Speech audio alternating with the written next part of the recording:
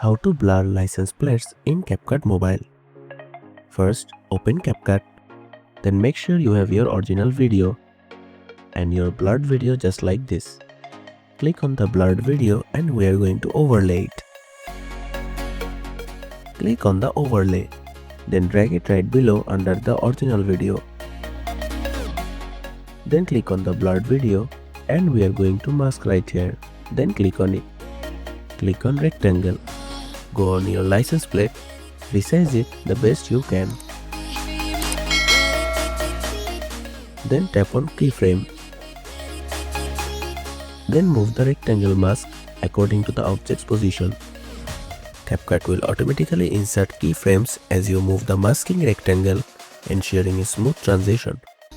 Continue moving to the end of the video like this. And now go back to the video.